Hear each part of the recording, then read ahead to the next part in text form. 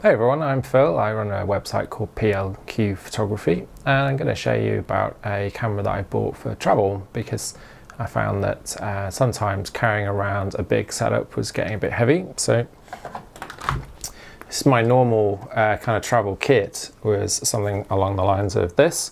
So it would definitely be the Nikon D750 with a sort of lens. This is the 24-70 Tamron G2, and as you can imagine, it's pretty heavy. So I've also got the 24-120 f4, which is also pretty heavy. And after a long day of kind of traveling around with those, you'd really kind of feel the weight of them. So this is about 2.5 kilos nearly, fully loaded. And the other thing that I do is I travel a lot for work, so I often have kind of bags full of laptops, maybe some other bits and pieces, water bottles, whatever it might be. So when you add it all up, chargers, batteries, the usual kind of stuff, it's a lot to carry around. And even with a good bag, you kind of, you feel it pretty bad after a while. So I spent quite a lot of time looking out on the internet, trying to figure out what to do, and I ended up eventually purchasing this. So I got it secondhand. I buy a lot of equipment secondhand to save money.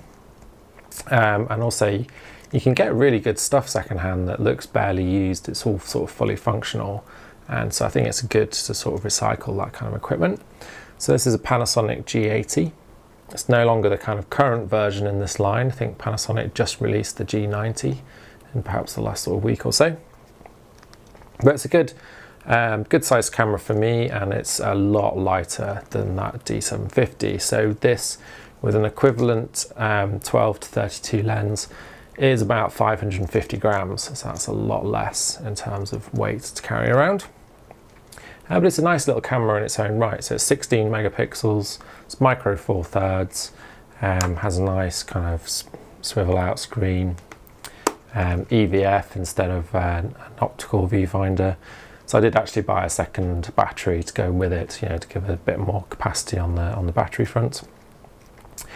At the same time, I also kind of thought, well, I'll have a look around for some other lenses, perhaps, see what I can find, also secondhand. One of the ones that I found is this. This is the 20mm micro four thirds Panasonic f1.7. So 20mm seems like a slightly odd size really, but that's a 40mm equivalent. But I was told that this is the kind of natural focal length for a micro four thirds sensor. So that seemed quite intriguing, and I've heard really good things about this lens. Some people say it's a bit like a Leica, but whatever. But yeah, quite interested in that. And also it's quite discreet. So on the front of the camera, it's not sort of massive to carry around, and I think it'll be really good for street photography and things like that. And at the same time, I found a second-hand 25mm, so it's a sort of standard prime on the micro four thirds, a 50mm equivalent. This is in incredible condition, so it looked basically like it'd never been used. Included the mount, it was fully boxed as well, included a removable mount. So yeah, often you can get a good deal from secondhand equipment. So I tend to buy a lot of it from shops, so online stores, and they have quite honest grading systems because obviously they have a reputation to protect. So I find that it is what it says it is, and if it says open box or conditions excellent or mint, that normally means it is. The sort of final comment on this really is that it has a couple of other features that I was quite interested in. The 4K video, I thought that would be quite fun. I don't have anything else that does 4K video, so there's an option there.